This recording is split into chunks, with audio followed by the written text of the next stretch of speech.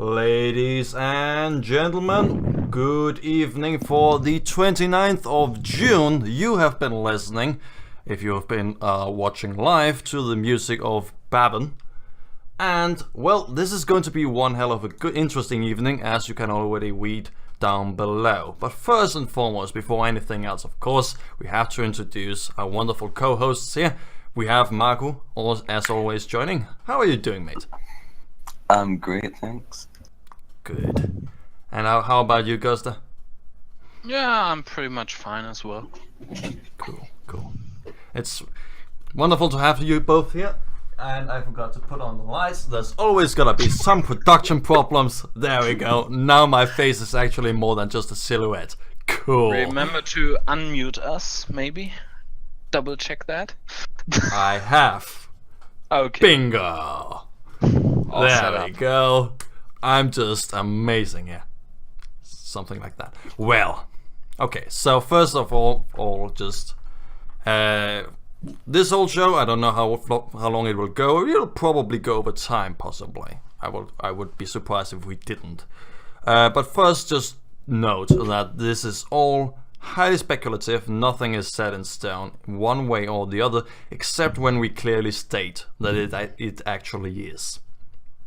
Okay, cool. So, Nothing is real. nothing is real. Yeah, yeah, exactly. Fake! My face, it's just CGI actually. I just didn't care anymore. I actually just am right now just sitting in my bed, just talking, and the computer's just doing all of the work. So, well. Okay, that was... Okay, just silence. Okay, fair enough. That was such a bad joke, apparently. Okay, well, where were we going? We were going to be talking about Urban Terror, as always, here on the Circle Jump podcast, of course. One massive thing that has actually been put up, and one bomb being dropped here by Wader over the Discord server, is the fact that actually...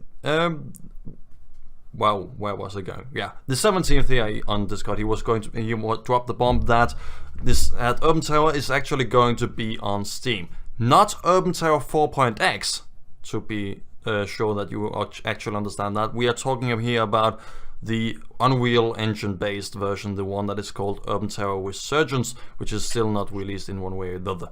And this is just due to Steam having moved from the Greenlight system over to the Steam Direct system, and through this new one What's directly. the difference, by the way? Because I haven't followed this Greenlight, whatever it is. Like, it's actually changed. Well, they announced the change in February this year, I think. Yeah, something like that. And basically it was, I think, 13th of June when they actually dropped Greenlight. So basically before it was you pay a certain fee, I think $90, that then gets donated to some charity through Valve, and then you can put as many games on Steam as you want. And once you greenlit one game, which is basically a voting process where people give their intention of, hey, I would like to have, or I would want to buy the game once it's on Steam.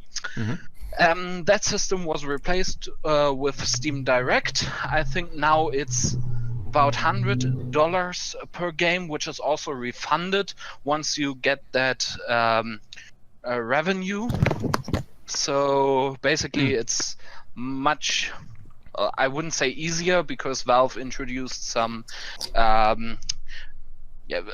checks. Can you say checks, or vetting in general, where they basically check your laws, will check the game, and do some, what is it, quality assurance? I'm not sure really?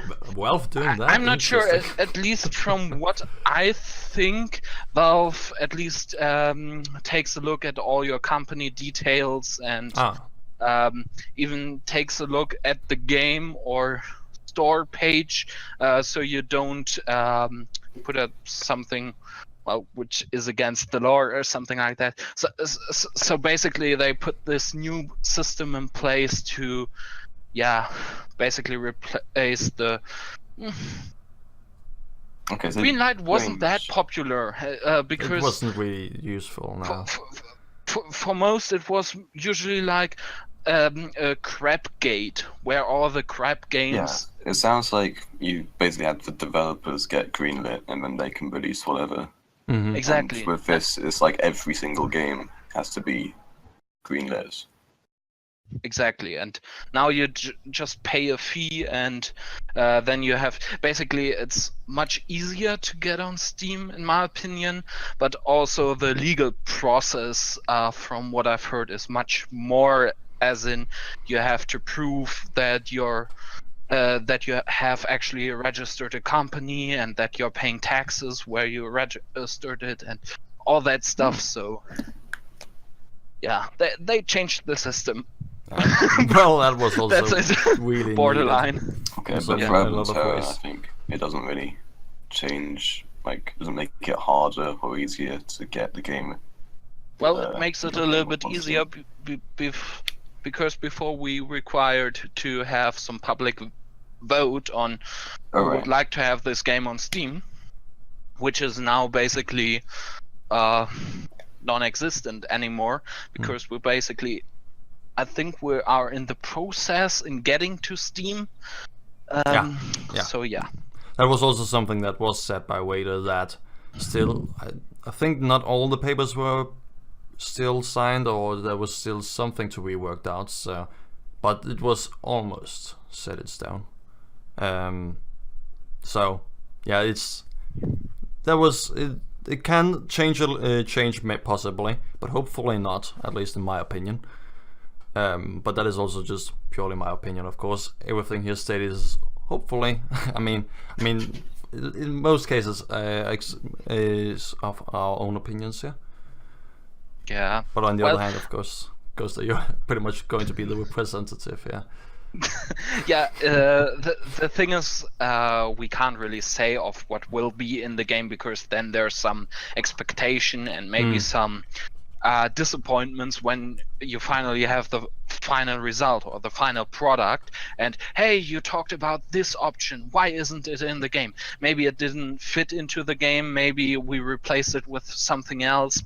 Yeah. So Exactly. many maybes that basically all we say or address, I can only repeat you here, that everything is basically a dream or just the chances and possibilities which come with Steam for Urban Terror 5 or Resurgence, however you want to call it. Exactly, and that is also, I think also that is the most interesting thing here to also discuss this evening. I mean, of course, it's interesting to know what will happen, but I mean, also just speculations and discussing why would something be good or not, which is in a lot of ways more interesting also. What else? All the other interesting things, or other things people should note, of course, maybe if they haven't followed Steam much. Well, Steam actually is Windows, Mac, and Linux for you people who are still living below a stone. So no one will be left out. Also, at this point, it's really robust. Actually, I haven't actually had any problems with Steam at any point when using it. So, all in all, I mean, it's actually all in itself, at least, a pretty good service. I haven't had any problems or heard of any major problems with it, except of course with something like the green light or the storefront being quite, well, bad. But just using it as downloading software and and games and just buying games from it's fine, more than fine. The storefront and other things you can discuss, that is something for another time. On the other hand, though, Urban Terror itself, Urban Terror itself is going to be, of course, staying as free to play. That is certainly at least something that Wader did confirm, as he pretty much just wrote, again, in case anyone is worried, I have already selected the free to play options. So, luckily, there's not going to be anything like where someone in the old forum topics were thinking that possibly by going onto Steam, Valve with them being a company interested in money, they would affect the game itself. That's not going to happen, as far as I can tell. Yes. Yeah. Well, at least the base game will be free, Yeah. and we won't have any, I would say, paid add-ons or something like that. Well, just a general idea, because when I play on publics or so, some people ask me about, hey, why don't you launch a Kickstarter campaign or something like that? The thing is, we developers, I think we are 10 to 15 more or less active developers right now. We all do it for free as a hobby. In our free time, I'm, for example, a full-time student, and I don't even want to drop my studies for working full-time on Urban Terror. So basically we take it as a hobby, and we all come one or another way from the community itself. So yeah, that's basically said prior. So we don't really need the sales. All the money FS usually is put into paying servers for the forums, a website, master server, out servers, and then our internal development tools and services. So yeah, there could be an option to sell skins or something similar with microtransaction. That would be the worst. Still falls under free to play. Just not free. Like, not free to play, as pretty much this is the only game of. That's what free to everything play is, especially nowadays. It's free to play and pay to get fancy stuff. Exactly. The thing is, we don't really have to rely on it, because, as I said, we don't do it for money. Yeah. I just wanted to point that out, so nobody thinks we're greedy or something like that. We just heard that people would. Well, that's also a phrase I really hate to read all the time, but it's really that people ask, hey, why don't you put skins into the game for some extra money or something like that? The thing is, the game itself will be fully free. There won't be pay to win, so you won't be able to buy extra ammunition which deals 2 times the damage or something like that. At least that's not planned. And hopefully it will never be. Yeah. And I hope it won't be planned, but yeah, some visual stuff like maybe a weapon skin. Hats. Nice. Yeah, hats, Christmas hats, or something funny like that. Can I tease it? I think so. Right now, Happy Day and I are working on how to implement such player and weapon customization.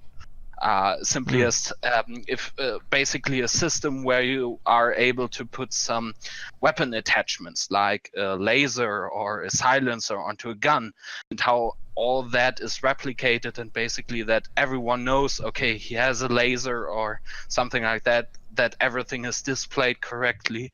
So currently we are looking into that. So well, and of course it has different skins and so on in place as well. So already we're currently working on the structures. Yeah.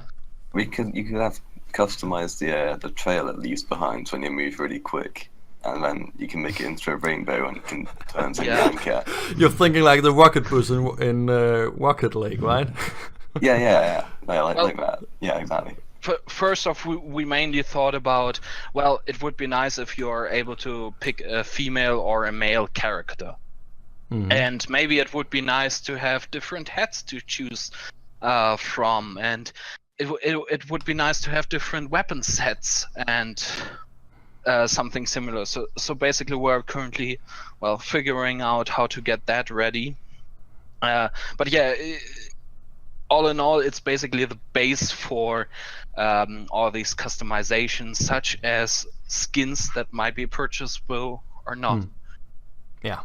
Well, the decision about that would be then for that time, whenever it actually is implemented. But even so you haven't said that you're going to have this. You're just like, it's an option.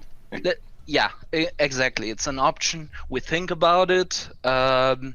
We maybe have something planned, but right now the whole concept of how to customize the game, as in also how to customize the HUD, because Urban Terror is super good and having scripts for firing it.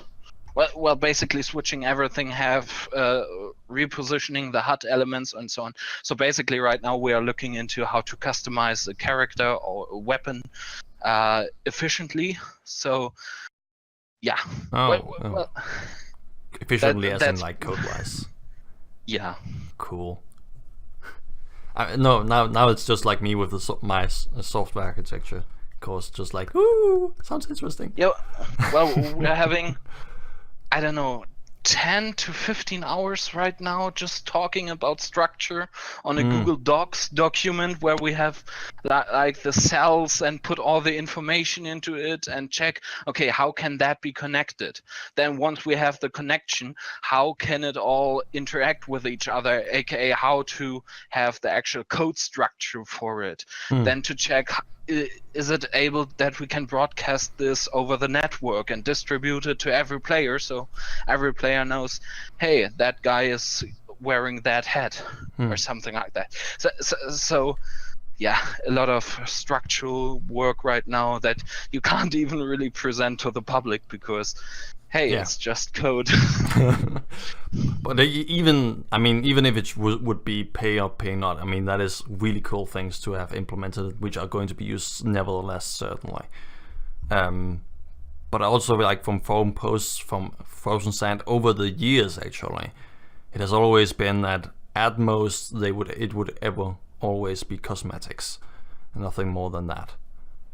And I mean, even let's just go a little bit ahead. I mean, with Steam also, which is, I mean, that is the topic anyways, right? With Steam, we also have like the workshops, so you could possibly also with that have people put up like various skins, and then have maybe even then split the money or something, or just have the money donated somewhere. The thing is, with the workshop, it's free. So basically, we can't charge for any items or something like that. There's actually a huge discussion with Bethesda and Skyrim paid mods, which is kind of like the Steam Workshop. Also, the workshop is, I think, usually local. So it means if you download a certain skin on the workshop or so on, it's only on your local client and not. What is it then called?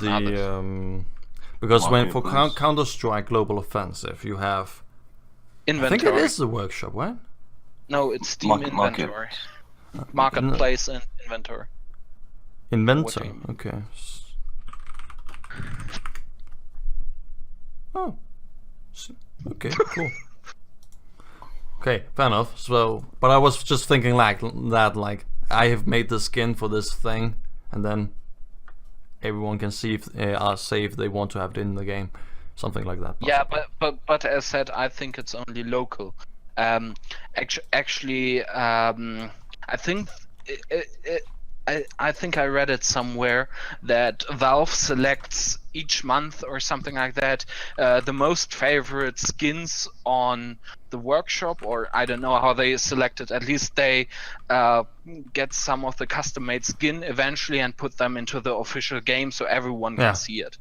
And basically from that they pay some fees to the original creators.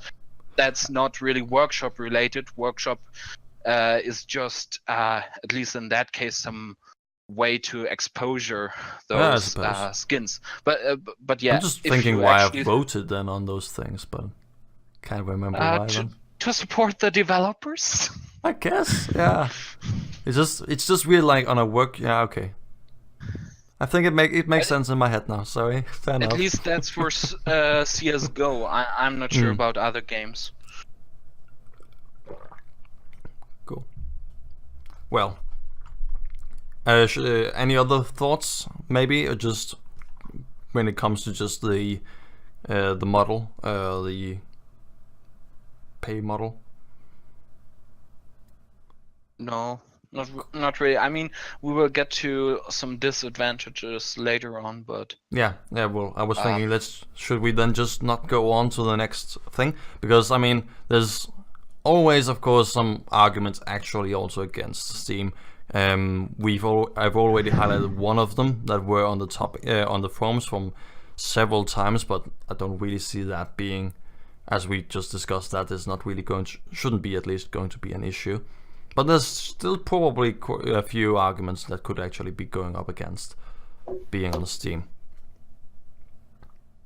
Like what? Well, that was my question then. Oh. Well, I got 2 points actually, which is basically DRM, which Steam basically is, or at least started back when Half-Life 2 was released. It required players to download Steam to basically bind it to their account and therefore have a DRM, aka you can't sell the game anymore afterwards. Yeah. I've heard many people arguing about, hey, we want to have a non-Steam version. We want to have a standalone version. The thing is, I'm not exactly sure if that's a good idea or not. On the other hand, it's basically the same with the URT outs. If you've joined a server, most of the players on the server don't have a URT out. Yeah. So you see that people don't really care about all these accounts, maybe some benefits or something, which will all come along with it. But there's still this, hey, you bind your game on your account and you can't resell it or something like that. The thing is, as Urban Terror is supposed to be free to play, this isn't really an argument, except, well, you have to put it on your account and basically have a connection there. Yeah. I mean, some people worry about Valve with the Steam installing some kind of a spyware from Valve, but I mean, I don't really buy into that one. And I mean, at this point, who doesn't have a Steam account? Yeah. I mean, I was one of the very latest ones who's actually got one. The public opinion changed drastically, if I remember correctly. I think back in 2004 or so, when Half-Life 2 came out, and it was a requirement, everyone was uproaring, criticizing Valve for it or so. And over the course, I think in 2008, 2009, when Valve... the point where most games are on Steam. Exactly. When Valve decided to open their store to also third-party software developers and publishers, it got more and more accepted because, let's be fair, Steam is the most efficient way to have a DRM installed. Yeah. So to bind the game onto your account, which is also a good thing for Urban Terror, I think, because we could potentially ban cheaters and therefore flag their account for it. Of course, I think that requires some legal steps with Valve as well, but at least we can issue game bans, or might be able to to use the, what is it, conjunctive? With a free game, it's like it doesn't. You'll have to. With exactly, but still, if you bought like skins or something similar, all of that gets lost. Yeah, you can still have some value in your accounts even without having spent money to play the game. Statistics and just bragging rights and everything. But I mean, with Counter-Strike, I'm pretty certain what people do is to... I mean, it's not free, but still, you have to level up your account and play quite a lot to actually get somewhere. Yeah, that is also one good way of doing it. So especially if there's some kind of non-pop play, too. Which I really do hope there's some kind of matchmaking system to actually have it like some way, not making anyone just be able to immediately drop in. But yeah, I mean, like with Counter-Strike, people just buy them on the Christmas sale when it's like €1, and then they just buy a bunch of them. And if they do that anymore, because they don't? I don't know, maybe they do. I haven't checked, but I feel like it's kind of dumb when the game doesn't cost that much anyway. I don't know. I'm so People just old. mass I might be. mass buy the game whenever it's on sale, and So, but yeah, I don't really see many. I mean, except of course that it is maybe irritating for the few without Steam. But I mean, I'm pretty certain there's no problems with actually getting Steam for anyone. I don't. It's not a very not big burning drawback. anyone's computers down, right? So, like there's no one that is actually completely unable to get it. And even if you only get it for Urban Terror, that should be fine. I mean, there's gotta be quite a lot of benefits and just features that Steam provides, which is also something that we will get in to here later on. But I mean, also one massive, amazing thing that actually several people have highlighted also in the forum posts is just the amount of exposure you get when actually going onto Steam. I mean, I just looked up the numbers quickly here earlier, and apparently roughly 10 million people are concurrently online on Steam all the time, roughly. And that's quite a lot of people, and most of them probably haven't heard of this game at any point. So even if just a tiny fraction of these actually see it when it gets far ahead and actually is going to be released, I mean, that is going to be a lot of exposure, a lot of new players coming in. The pubs will be filled again.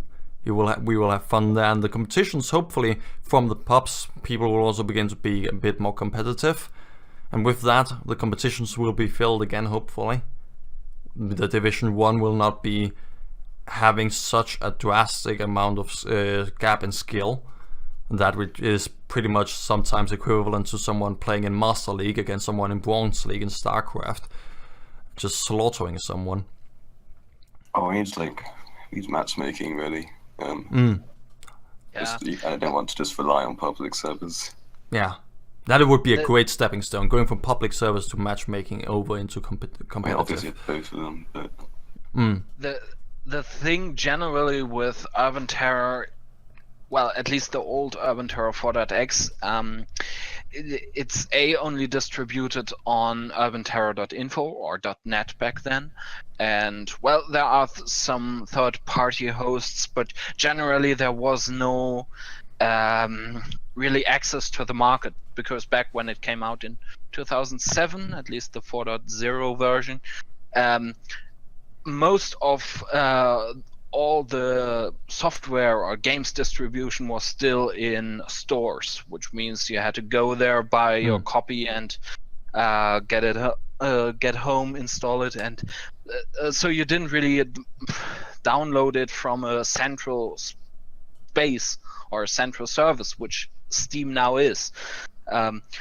So there might be a great change there, because people already have it, browse through the store, and can basically find it by accident, something like that. Yeah. And also, well, it's way easier to play with your friends, because back in 2007, when most of the 4.x version was actually designed and made, it didn't have something like accounts and friends or something like that. It also didn't have any matchmaking. So, or generally the competitive scene was all distributed everywhere else. Of course, on the Urban Terror forums, there were some links and, hey, there's a league happening and there's a competition going, but nothing directly in client. And I'm really looking forward to have such like a matchmaking or just some competitive ranking matches, something like that in client, which means most of your stuff, like, well, nowadays you still use IRC more or less. So moving on to put everything maybe on Steam or into the game actually might be a huge benefit. Yeah, but just removing the barrier of actually having to install an IRC client, getting that one to connect, getting a Q account, and then also getting onto the correct channel and working that thing out. It is actually quite a few steps. So, I mean, except for those that actually already are on doing it, is quite a lot of stuff to ask of them. So, getting that in is going to get a lot of more people maybe actually to push the pickup button. Yeah. Also, it will have plenty of new features which kind of come with Steam, and it's also some kind of hub. Then, if you have a Steam store page or the community hub where you can share screenshots, videos, guides, configs, maps, or something similar, that would be awesome to have. So, well, I mean, already now we've been talking quite a lot of times about just how amazing features that can actually be added. We've like hinted at it here and then. You just did.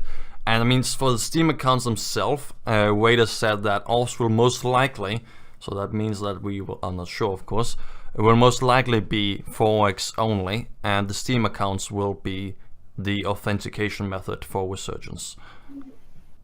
So that of course means well, I mean, the whole system that has actually already been implemented will sadly only be for 4.3 and 4.2, but still, I mean, Steam authentication is very robust at this point. I mean, if you know someone is using an account, you know that they are using said account, and there's no possibility that you can't fake it. Yes, you can take the same name as someone else, but you can still just look up the person and see it's not the same person. Yeah, the Steam IDs, Yeah. So you can have an option to like link your Steam account with the Urban Terror one, just to show that you've played 4.x. You're an old school player. I don't know how much is. I actually think it's planned, because we also would like to have further feedback, such as some issue systems or so. So Steam users would have to connect to the website and, well, write something on the forums or so for giving us proper feedback, or creating issues on some GitHub or something like that. So I think there might be a possibility to connect Steam accounts with a website. I'm not sure if there's even the possibility to merge your URT out with the website or the. I'm sure you like can a make lot some of work. sort of connection. Yeah, well, I'm It is totally not a possible, web dev, so Yeah, I have it's no awful. idea how hard it is to implement. But I think there might be a possibility from there. I mean, You can with connect accounts like Twitch and Discord with like Steam. exactly. Yeah. Well, So it there's is possible, the Steam but the question is APIs just too. how hard it is, right? Exactly. Yeah. And also the thing is why your T outs are dropped. I'm not, well, of course that now we have Steam accounts, or we will have Steam accounts, or maybe we will, whatever, you get me.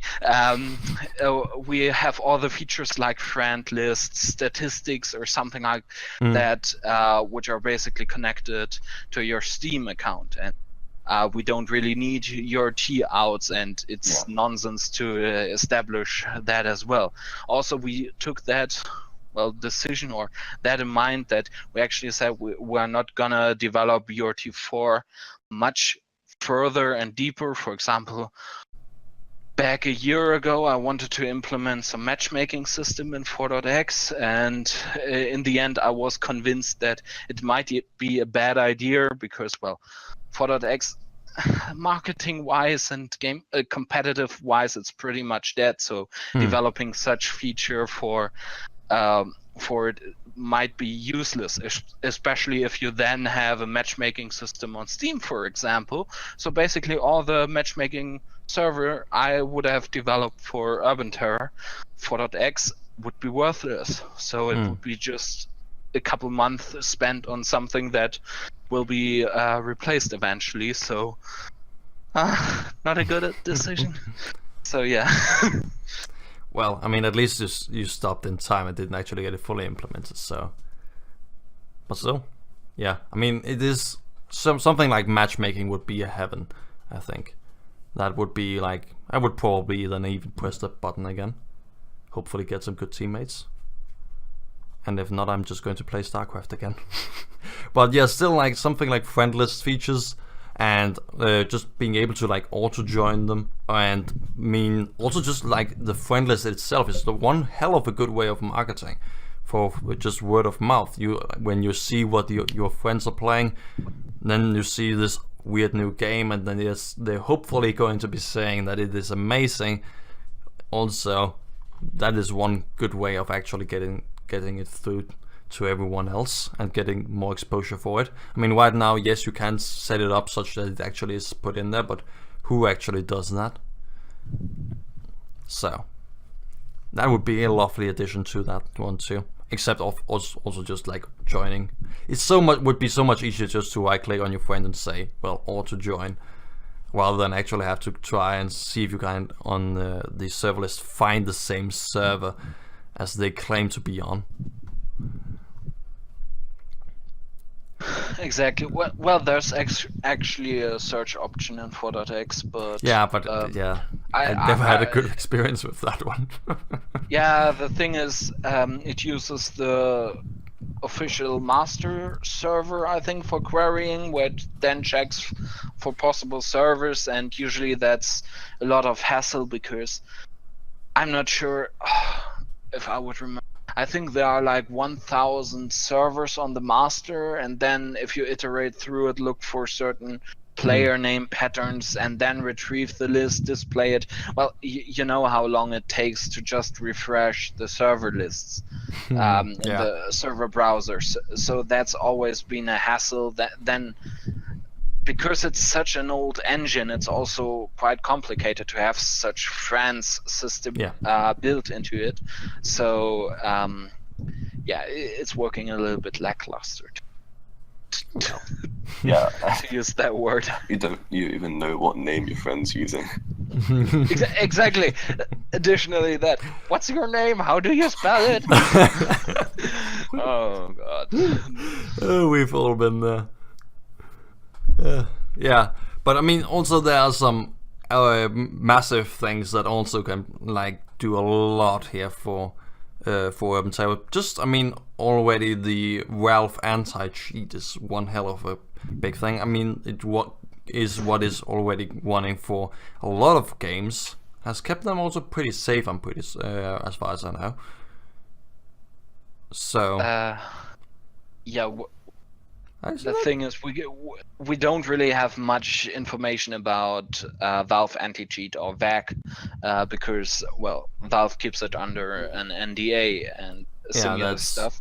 Hopefully they do, yeah. It's just their anti-cheat system they are using for games like Counter-Strike, Dota, basically every Valve game or so, and lately that also non-Valve games are picking up the anti-cheat. So it would be nice to implement that in Urban Terror Resurgence. So I mean, the question is, are we able to? Is it possible? How is it possible? With which disadvantages and so on? So there's a lot to figure out. And of course, I mean, but I mean, it would be. I mean, I would hope at least with Unreal Engine 4 that they would have somewhat something that actually could work together with it. And also, I mean, with that you would gain the benefit of just the hard workers over at Valve doing all of the hard stuff for you. And I mean, they have catched quite a lot of stuff that you may not have actually already seen. So with that, you have a pretty decent anti-cheat already going from the beginning, if it actually is possible, of course.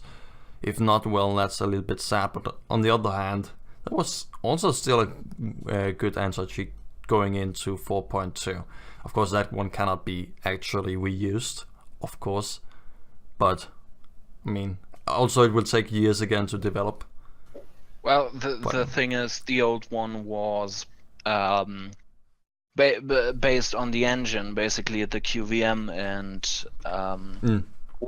the QVM is basically the restricted game logic core of 4.3 or 4.2, and the whole tech engine.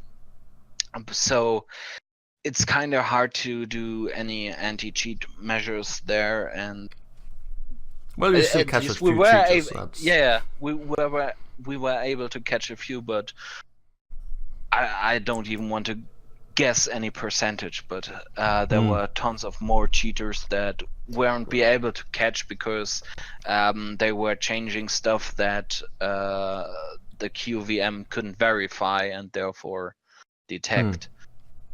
Well, I'm not sure. At least I think we're currently hoping that a VAC will be enough as an anti-cheat. I'm not sure if there will be another anti-cheat or another anti-cheat.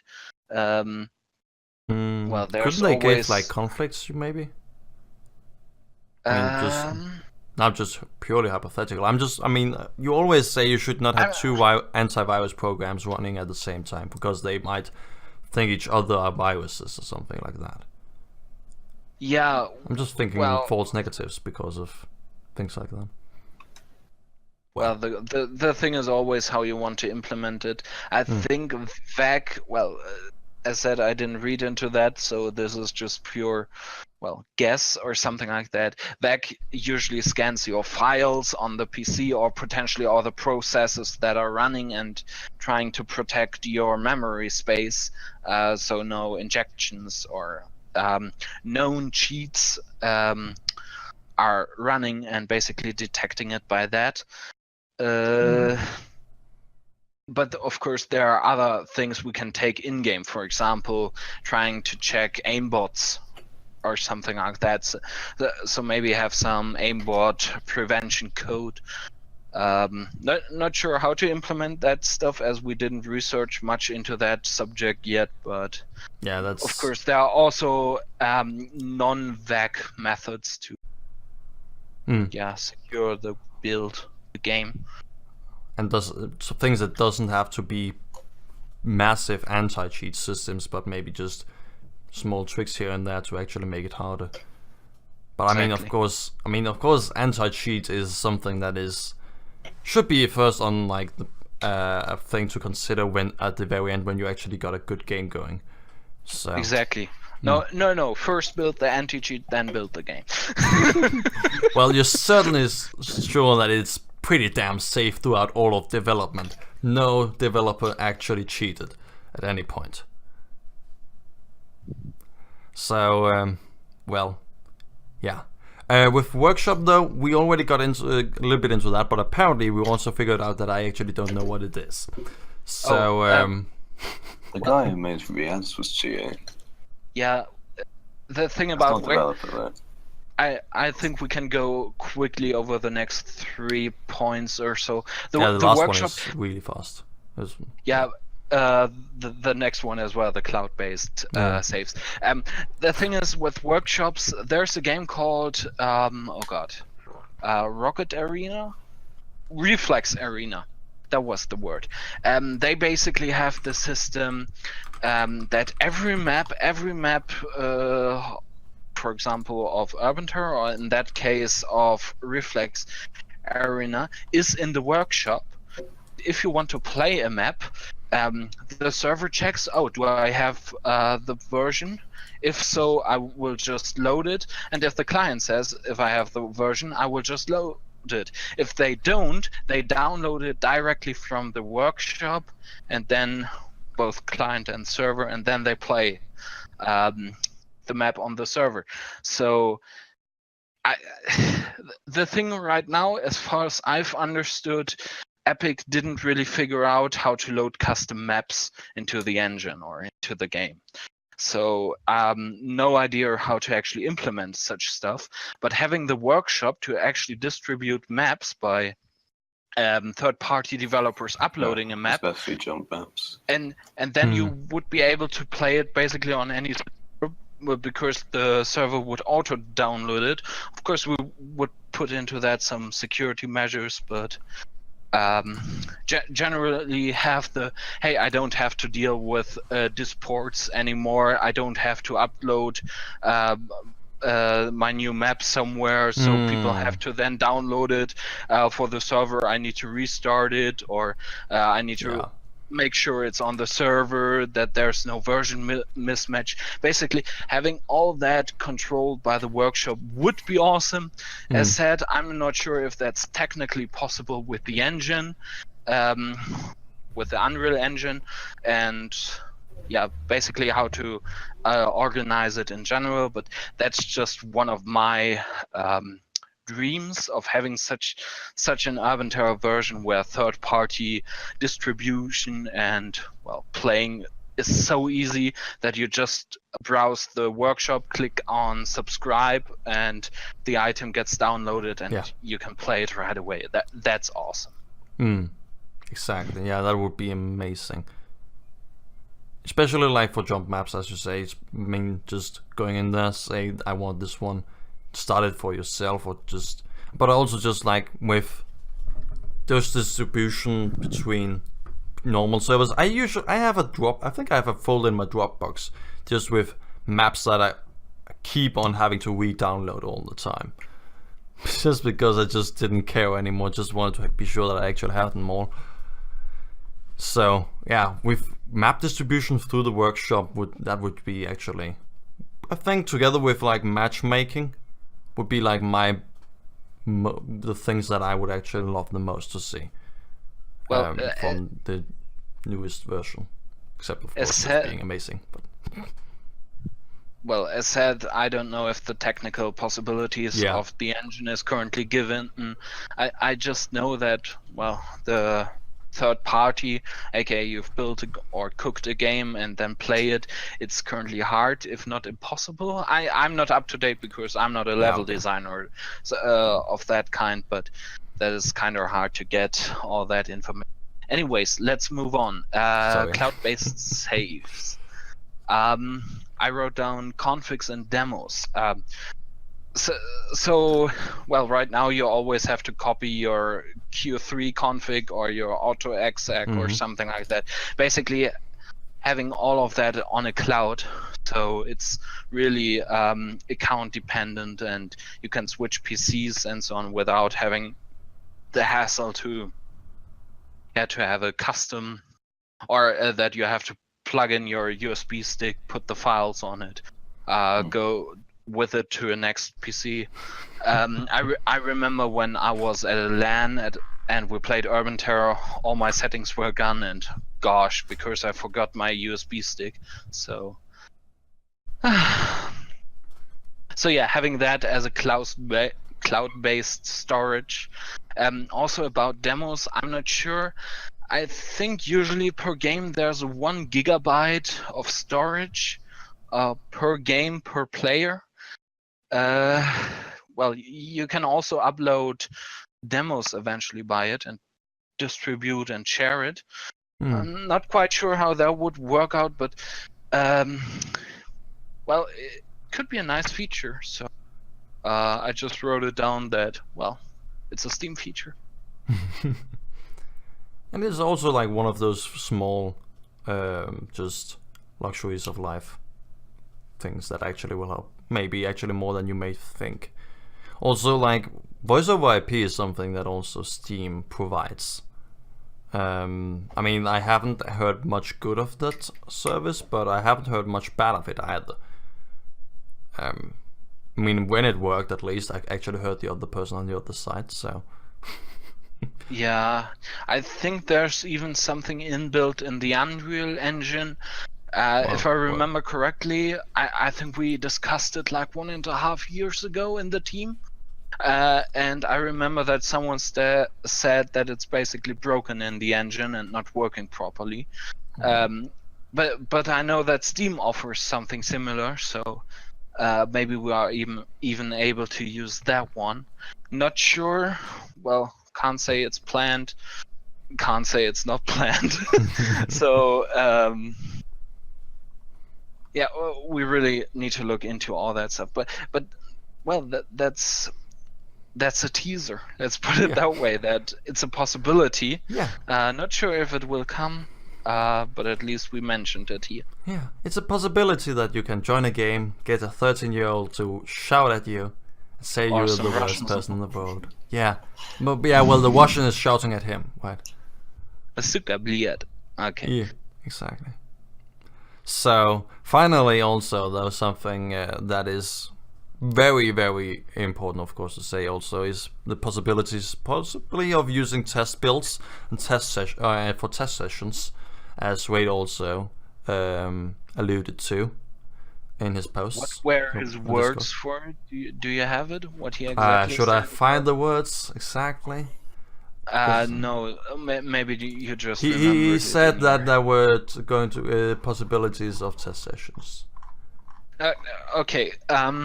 But yeah. Let's drop some lines. We're gonna, of course, internally have some test sessions with the Frozen Sand developers, having the builds distributed and then playing the game, finding bugs, trying to fix them, and the thing is, if we want to release the game eventually on Steam, we need to have a polished version, because having another 4.2.001 version with all these bugs and crashes, I think it took half a year to actually have a proper version, because testing was.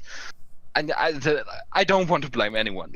Let's leave it by that. But to have such a disaster, because, well, even if we would launch it in early access or something like that, people are waiting for Urban Terror HD or Urban Terror 5 or Resurgence or however you want to call it for like 10 years or even longer. I think back in 2008 it was announced. So it's hell of a long time. So when we finally would be able to put the game onto Steam, I think that many people would just, hey, that's the new Urban Terror. Well, it's in early access, but free to play, so let's just give it a try. When they notice, oh, it's full of bugs, here it crashes, oh my god, there's some visual bug, oh my god, this looks so ugly, or why are there so few game types, maps, 4.x or 4.1 or whatever version was so much better. If we all get these, you can't revert that opinion or the first impression, because, well, you know, the first impression is always the most important. So yeah, you should. So we need to have test sessions, and in my opinion, even have it with externals, people who, well, of course, these are my criteria of what I would have a QA team or something similar, people who are active in terms of playing and, well, activity in general, communicative, aka they want to talk, because I know plenty of my friends who are kind of active but wouldn't say a word or wouldn't give any feedback or wouldn't report any bugs, and you don't really need them.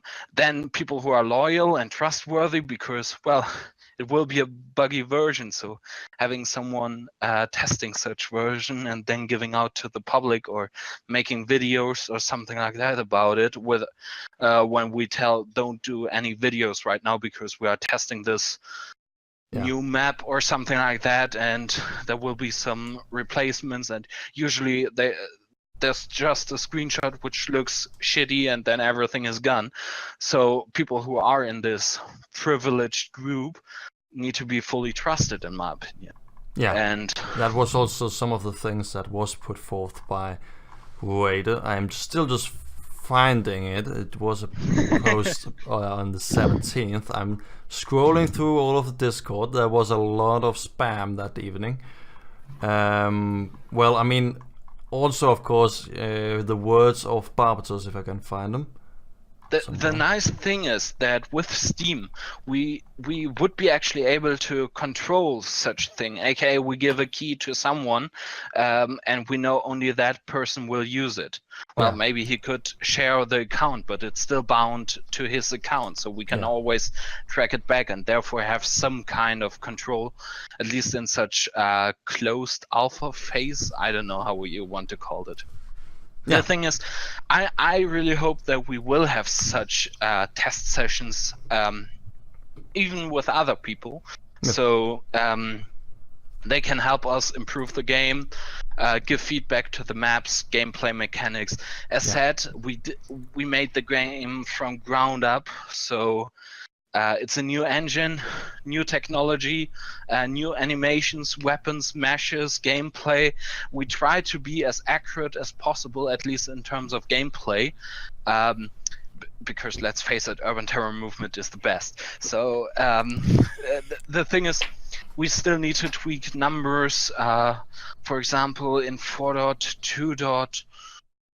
I don't know when they introduced the new healing system. I still feel like the healing system of 4.2 or now 4.3 is still a little bit lackluster. And has it changed yourself?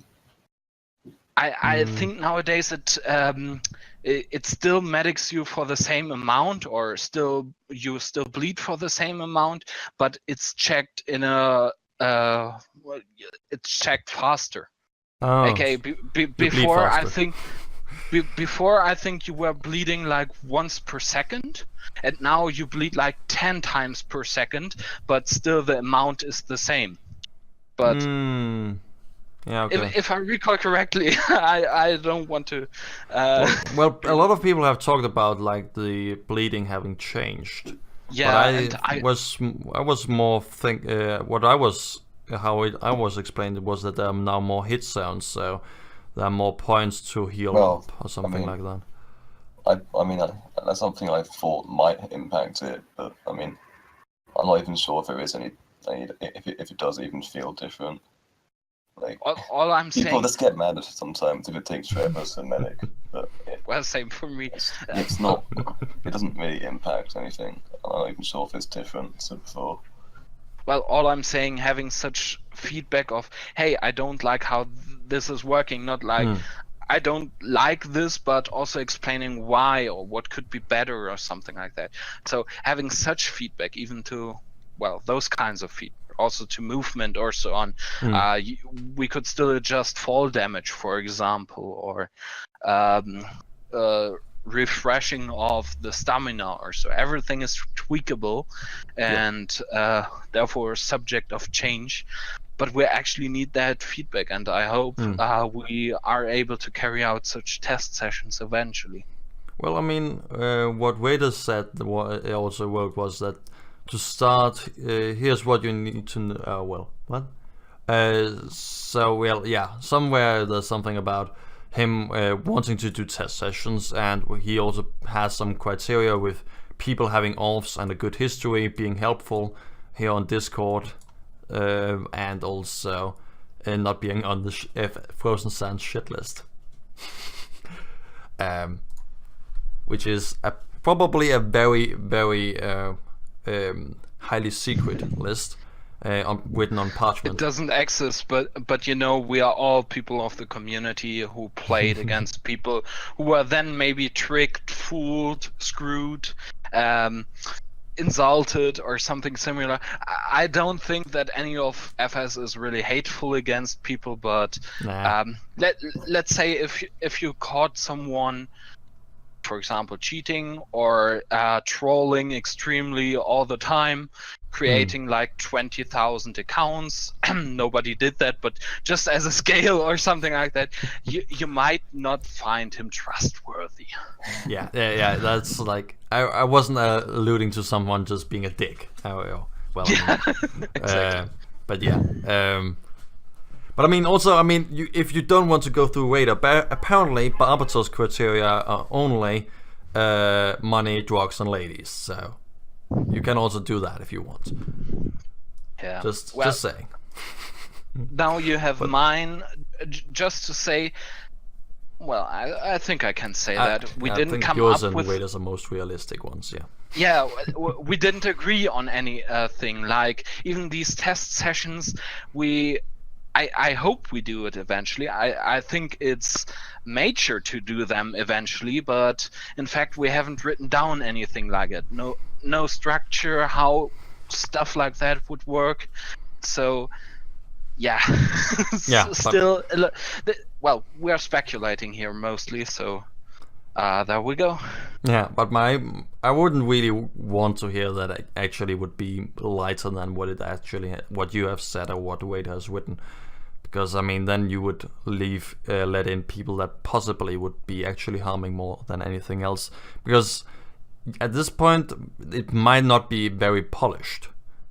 So with that, I mean, as I think I already said that earlier in another podcast, that what would, or at least I've talked to you, Ghost, about that at some point, that what would be more harming, in my opinion, especially also with something like early access, is not actually as much the amount of content, but more the amount of polish. Because, I mean, yes, you can say, well, it is an early access, so we only have 2 maps and 3 weapons.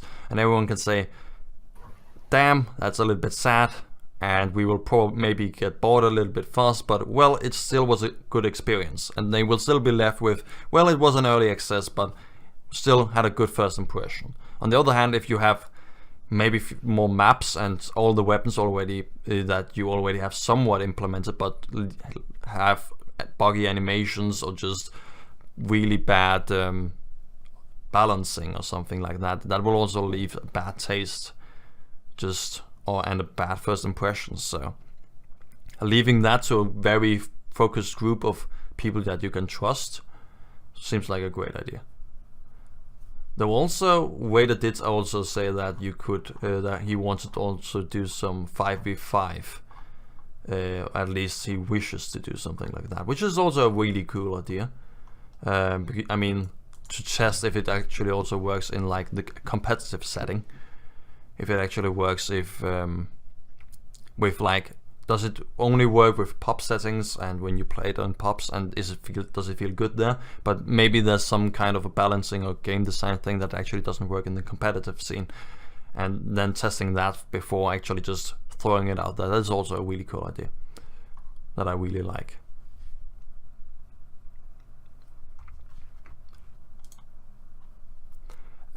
So any closing thoughts? Or I don't think I have at least anything more to say.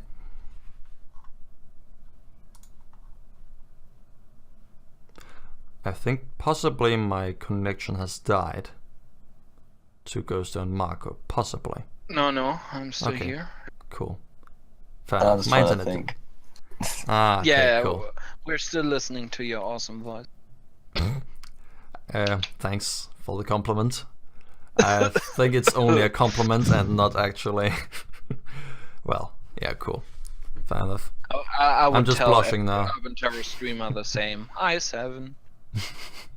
Well, he does also have a good voice now, so. And silence. Yeah, just, I mean, early access. Awkwardness. Yeah, 7 of 9 actually doesn't have a good voice. We just tried to be nice, but couldn't actually keep it on going. So yeah, well, there's still. I just talk about it quick. Well, you know me being quick, but early access basically. We still have that subject there. At least I wrote it down. Like, do we want to have early access or not? I think it would be the best to cover it here as well. We've already alluded to it somewhat, but yeah, go ahead. Yeah, so basically early access. Personally, I'm against it, but as said, we still haven't figured out if we want to go to early access or not. I'll just go through my few points why I think it's not a good idea. Well, let's say first there's an example. For example, Dirty Bomb, which was released in 2015 on Steam, I think, which was first a closed alpha or a closed beta. You could then get into it for like $20, and then after 2 months or so, they made it for free, and well, you can now play it for free, but it's still considered a beta version. The thing is, the game was never in early access, and people have been accepting it. So there's an example of a game, which is technically still in beta, but has never been in early access. What else? The thing is, Urban Terror is supposed to be a game as a service is the word. So basically, Frozen Sand will always continue working on Urban Terror. I think back like 7 years ago or so, there was a vote within Frozen Sand where they had to decide: do we want to create other games other than Urban Terror, or do we want to stick to Urban Terror? And the majority said we want to work on Urban Terror and continue that. So I suppose that will be also the case once it's on Steam. So it won't be just one build, but tons of updates afterwards. The question is in which frequency, but yeah, it will be therefore kind of a game as a service. The thing is with early access, it states as long as the game isn't finished or the developer doesn't consider it as finished, you can stay in early access, and once it's basically finished, you move out of early access.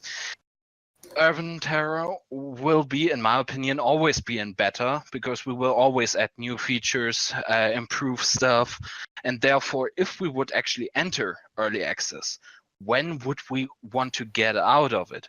Because having the game, I don't know, I don't want to have another DayZ in Urban Terror where it's basically developed forever and never considered finished by the community, and therefore having a bad perception in general. So that's, in my opinion, a point. Also, well, let's face it, early access is kind of...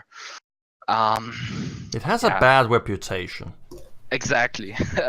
Usually, well, think about early access games, it's usually a survivor sandbox game or something like that, which was stuck there forever. Of course, there are other really nice examples of games that then were released like 1 year or 1.5 later and really improved during that period. But as stated before, I don't think that applies to Urban Terror. And well, the last thing, if you actually have a version or have an early access build, at least I have always the ambition, if I buy such game or if I play it for free or whatever, that it should be updated regularly. Of course, in Frozen Sand, we really would want to update it regularly. But as you can see, between, what was the last 4.2 version? 0.23? I think so. Yeah. So basically, between the last 4.2 version and the first 4.3 version was a 2 years gap, 1.5 years gap. Yeah. Of course, there were test builds and release candidates in between. But basically, there was a gap where, because, well, as previously said, we are not working full-time on it, not for money, not for a living. We basically work when we got the time or when we feel like it, and so having regular updates, we cannot 100% guarantee. Of course, with having it at Steam with all the distribution systems and so on, it would be easier to carry out a new version and therefore even small updates. But in general, at least when I play an early access game and I don't see regular updates and such stuff, I'm usually like, why are they even in early access then if they don't want to iterate on it? Yeah. Iterate on such slow basis. I mean, if you can find some purpose to releasing an early access, then you can do it. But you need to be getting something else of it that helps towards releasing the game as like beta or just a full release. Yeah. I mean, yes. Otherwise, you can just pick people, or like do like a closed thing instead of making this open early access, because that's like, it's more open than like a closed beta. The question is, once you have a working version done with test sessions and a QA team or something like that, do you still want to put it on early access or not? That's the question. And well, at least I'm against it because mainly I can't really draw a line between now we are leaving early access because we can state the game is in a finished state, which in my opinion Urban Terror will never be. So it's kind of hard to draw the line there.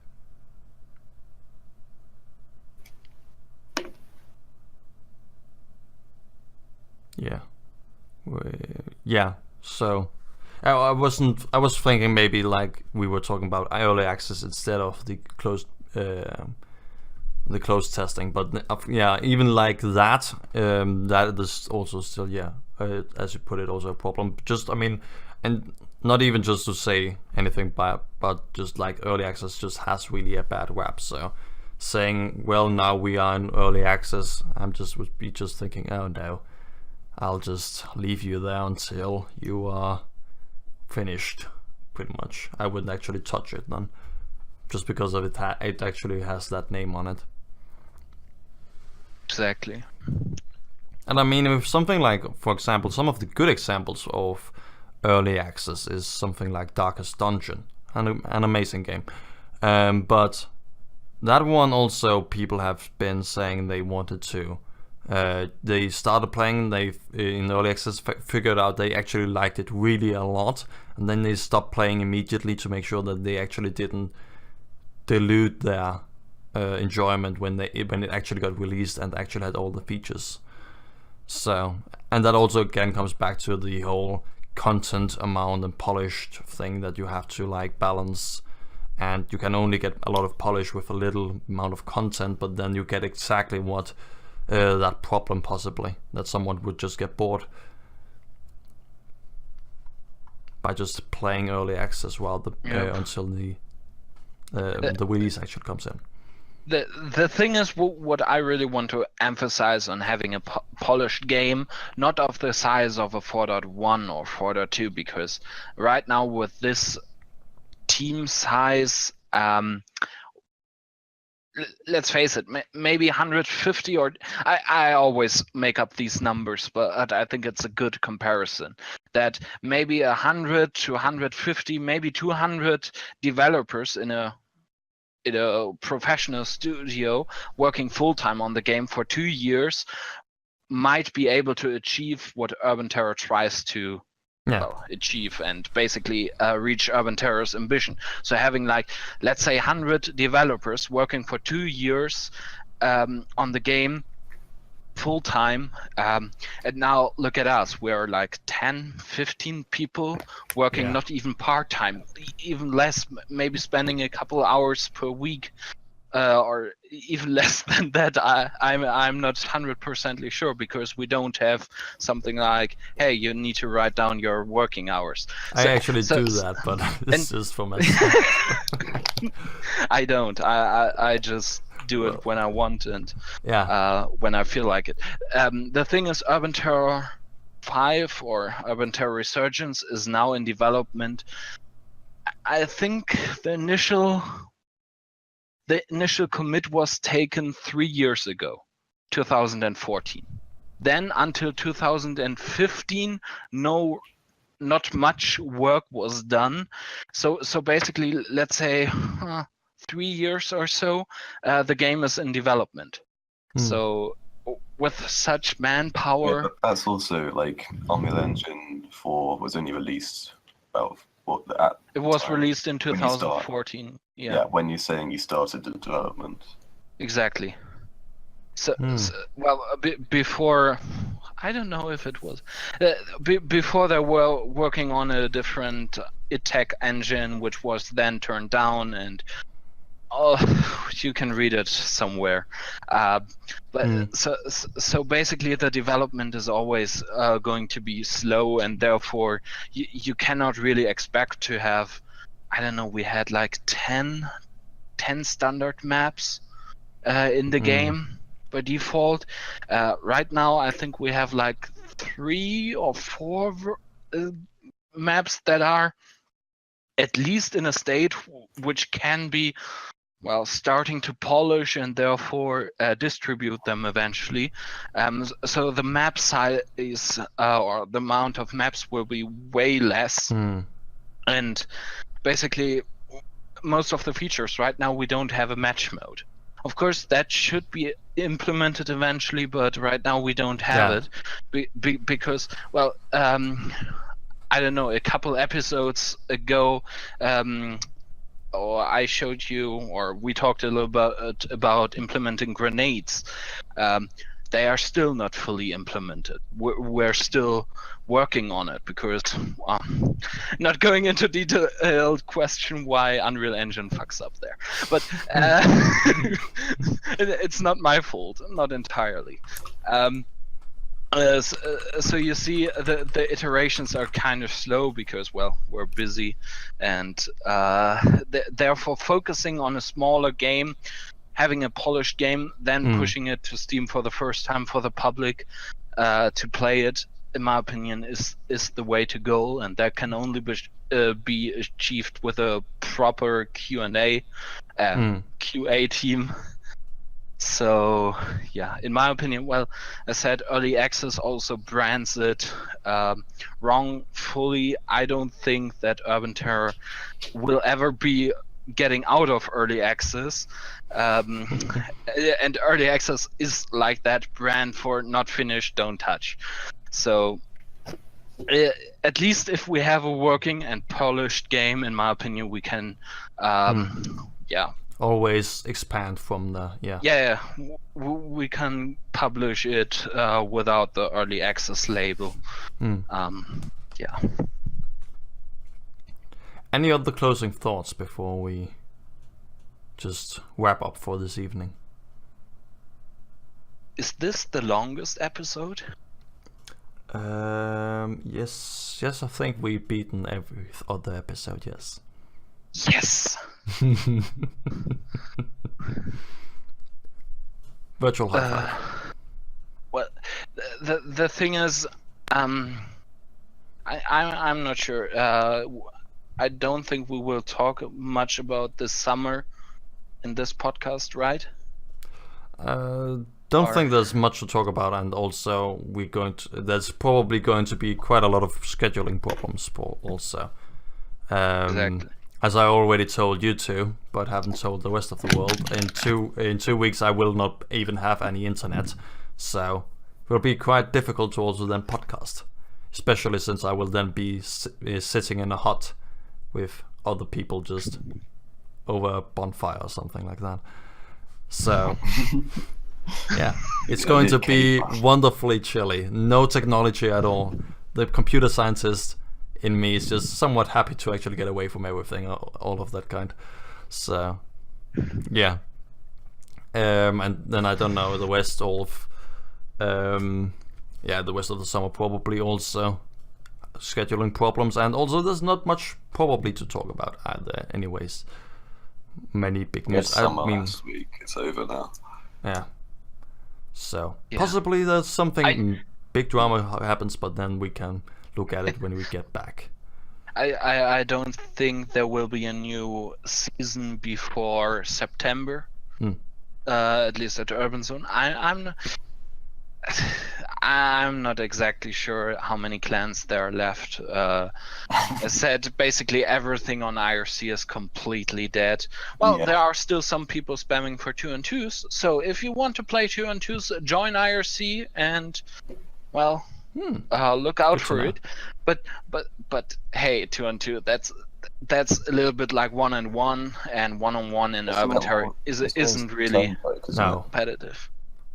2-on-2, everyone plays turnpike. You get pillars. You have one short, one long. That sounds much like it. At least one with grenades. And it's the same thing can hear the whole time. Exactly, you can hear it in Maku's voice. It's very exciting. I mean, it's nice when you win, but it's still kind of boring.